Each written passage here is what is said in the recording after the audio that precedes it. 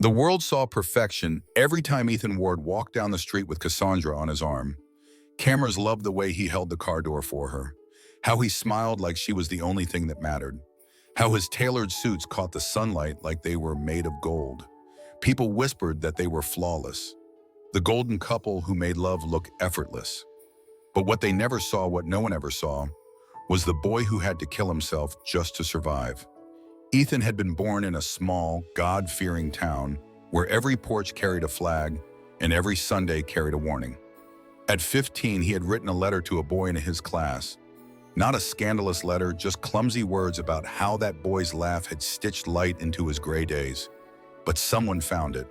The letter never reached its destination. Instead, Ethan did. He reached the ground, curled and bleeding, fists and boots raining down on him like the world was trying to stomp out something filthy. They left him half-conscious on the schoolyard asphalt, and the lesson carved into his ribs was clear: if you want to live, you cannot be you. So Ethan buried himself. He built a mask from all the things the world rewarded: strength, ambition, silence. He learned to walk with a straight spine, to lower his voice, to smile without showing fear. He climbed through universities, learned to charm powerful people, and eventually met Cassandra, the elegant daughter of a real estate dynasty. She was beautiful, brilliant, and kind enough that he almost convinced himself he could love her the way she deserved. But the truth was crueler than either of them knew. He didn't marry her because he wanted to, but because the world had convinced him that if he didn't, it would destroy him. Their wedding was dazzling, a televised cathedral spectacle. Their mansion became a landmark of luxury. Together they were worshipped by neighbors and adored by magazines. Cassandra adored her husband. She had no reason to suspect that when he kissed her hand for photographers, he wasn't thinking of her at all. Every night when the lights went out, Ethan stared at the bathroom mirror, searching for the boy he used to be, and found only an empty echo looking back. Only one person noticed: Oliver, the young housekeeper who polished Ethan's marble floors and carried his dry cleaning with quiet dignity. Once caught Ethan's gaze in the reflection of a gilded frame. Ethan was holding Cassandra's waist, the press snapping away, and yet his eyes were hollow like a man underwater, holding his breath. That moment seared into Oliver. He saw something the rest of the world refused to. Ethan wasn't living a perfect life. He was slowly drowning in it. Ethan Ward was celebrated by the world as a man who had it all. But inside, he had become something far more tragic, someone who never truly existed. If you've ever felt like you had to erase who you are just to be loved, follow Heart Stories. Because stories like Ethan's aren't rare, and no one should have to vanish to survive. And somewhere deep inside him, a part of Ethan was still whispering to be found. While Cassandra's passport filled with stamps from business trips, Ethan's calendar filled with quiet rendezvous. Each visit to Marcus's apartment was a return to a world that once belonged to him, a world he had abandoned when he chose survival over truth. Marcus had been his first real love back in college, bright-eyed, reckless, and unafraid to hold Ethan's hand under the autumn trees. They had spent nights planning a future that felt possible then, before the weight of expectation came crashing down. When Ethan walked away from Marcus all those years ago, it wasn't because his love had dimmed. It was because he had been told that love would burn him alive. So he traded it for safety, slipping into a tailored suit in the role of a perfect husband like armor. Yet sitting across from Marcus now, with the faint hum of jazz trembling in the air, he felt the armor crack. Marcus hadn't changed much, still wore that stubborn half-smile, still carried warmth in his voice like sunlight through stained glass. Being near him was like breathing for the first time in years. Ethan would trace the shape of Marcus's hand on the table, memorize it like scripture, and then go home to Cassandra's side of the bed, untouched and cold. He told himself these stolen hours were wrong, that they were proof of betrayal. But deep down he knew they were something else entirely, the only moments when his heart still remembered how to beat. And yet every second came wrapped in terror. Ethan lived in constant vigilance, checking his phone like it might explode, scanning the streets for familiar faces, terrified that the empire he had built on lies would crumble if anyone saw the truth. He would rehearse breakups in his head, whispering silent goodbyes into Marcus's hair when they embraced, but could never say the words. The thought of losing Marcus again felt like stepping off the edge of the world. Oliver noticed. He was invisible by design, gliding silently through the house, but he saw everything. He saw how Ethan returned from his business dinners with a glow that faded the moment Cassandra's voice floated down the hall. He saw Ethan stand too long at the window after Marcus left town, shoulders sagging like a marionette with cut strings. Oliver had no contempt for him, only sorrow. Because Ethan was not living wrongly. He was living the way the world had forced him to, splitting himself into palatable fragments, offering the world the version it would applaud, while suffocating the version it had taught him to fear. It wasn't rebellion he was guilty of, but obedience to a system that had made honesty dangerous. Sometimes, late at night, Oliver found himself silently praying that Cassandra would somehow uncover the truth. Not to punish Ethan, but to free him. He imagined her fury crumbling into realization. Imagined her opening the gilded cage she never knew she had locked. In a house filled with crystal chandeliers and designer silence, Ethan's heart lived behind bars of gold. The tragedy wasn't that he loved Marcus. The tragedy was that he had been taught to see that love as a sin. No soul thrives in captivity, not even one wrapped in silk. The house was silent when Cassandra returned. The kind of silence that felt suspicious. Her flight had landed ahead of schedule, and as she stepped through the front doors, her heels barely made a sound on the polished marble. Oliver startled when he saw her standing there, suitcase still in hand. His face drained of color as if someone had ripped the script from his hands. He knew this moment would come, and yet he had hoped it never would. Cassandra had always carried herself like someone certain of the world, but as she moved deeper into the house, she sensed the fracture in its air, something hidden pulsing beneath the surface. Oliver followed her, trembling. He had kept Ethan's secret like a sacred burden, but watching Ethan crumble quietly in gilded rooms had become unbearable. So he spoke. His voice quivered, but his words were steady.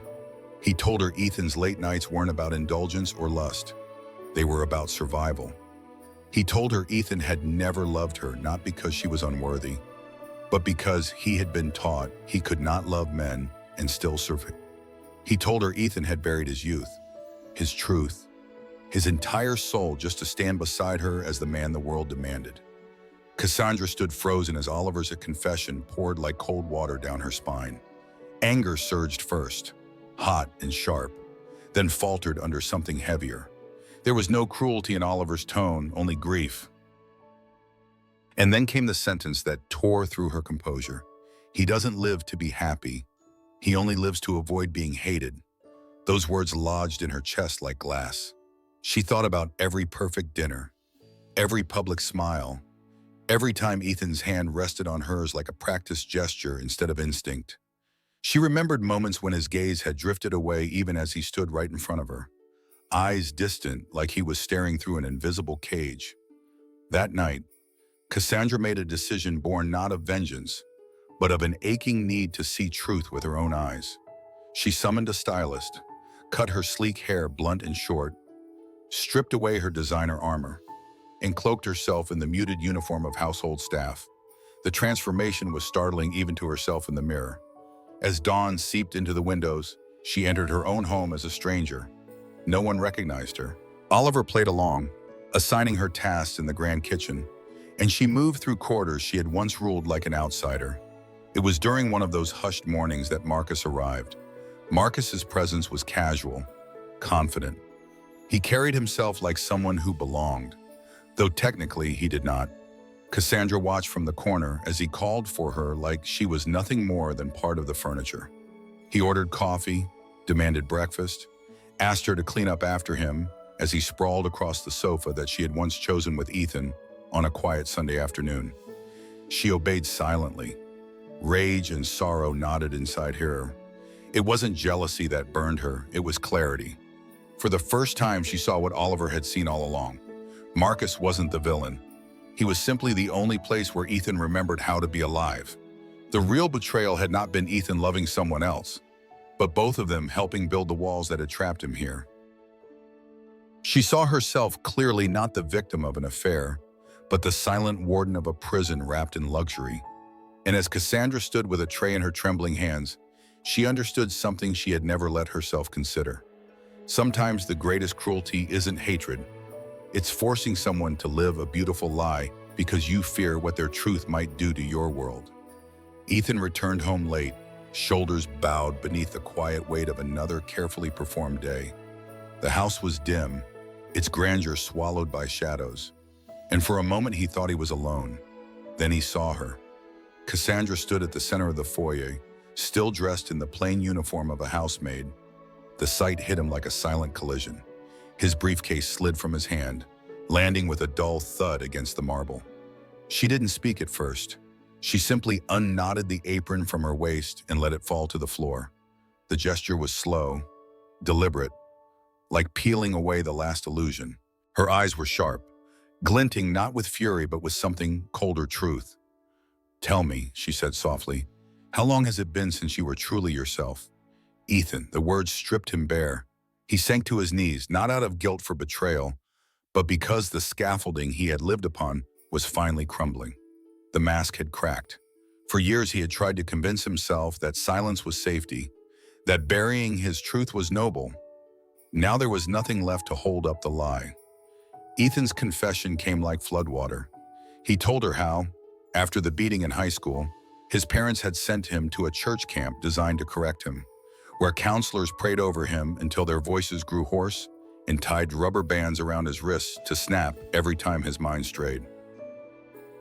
He told her how at 19, hollowed and desperate, he had tried to end everything in a dorm bathroom with a bottle of pills, only to wake up to the cold judgment of a world that didn't want him alive unless he was someone else. He told her how her father had found him years later, brilliant and eager but visibly broken, and offered him salvation, a position in the family empire, a seat at the table, a future paved in gold. The condition was simple: he must bury the part of himself that her father called a deformity. Her father promised him respect, power, and permanence if he agreed to silence the voice inside him forever. So he had.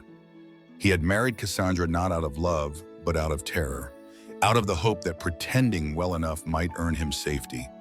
And it had worked, at least on the outside. He had everything, except himself. Cassandra listened without interrupting, tears carving silent paths down her cheeks. All the pieces she had never understood now aligned into a shape that hurt to look at. She had thought she was losing her husband, but the truth was far more devastating. Ethan had never been allowed to be a person. He had been performing existence inside a role written to please everyone but himself. When his voice finally broke into silence, Cassandra knelt to meet his eyes.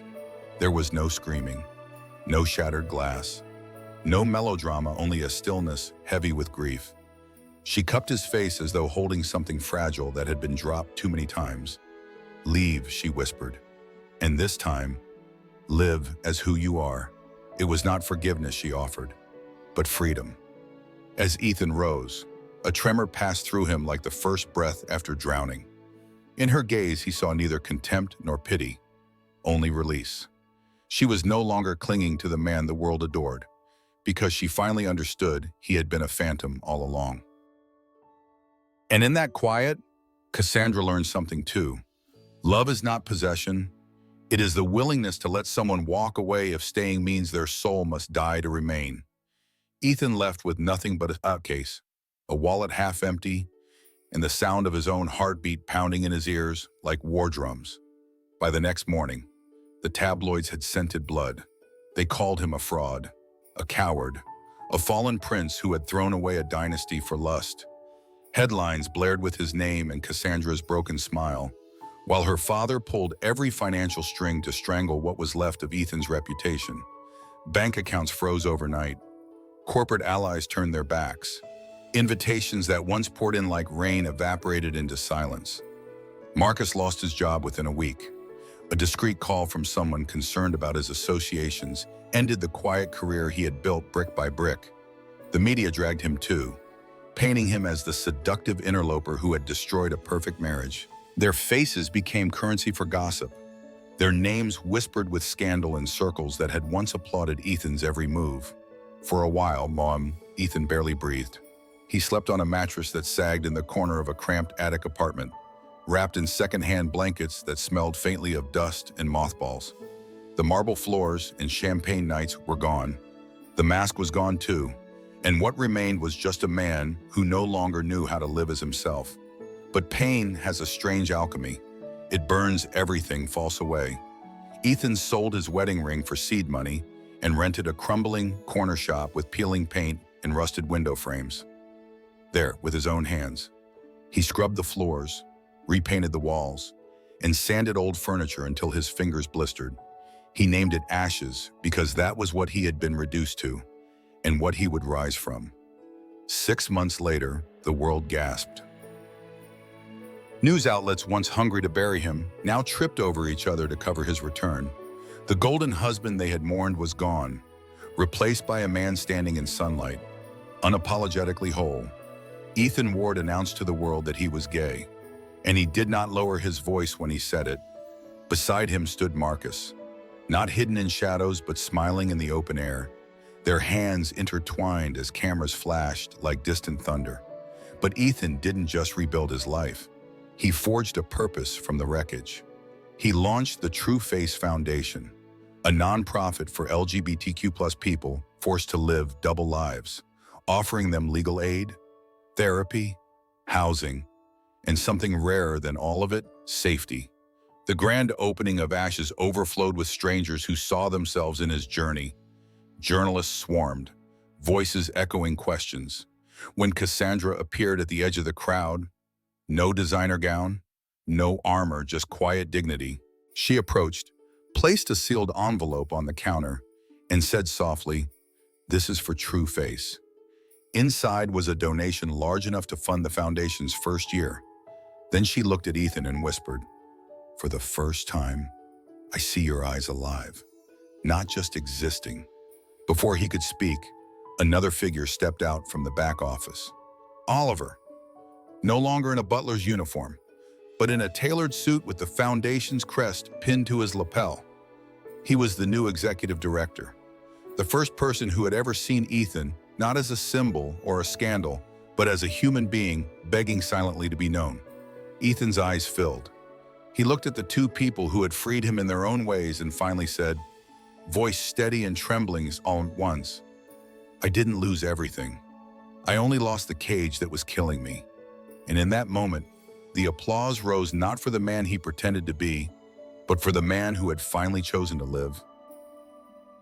Would you have had the courage to burn your entire old life just to be who you are? Comment below and share your truth. And if this story struck your heart, follow Heart Stories because no one should ever have to hide to be worthy of love.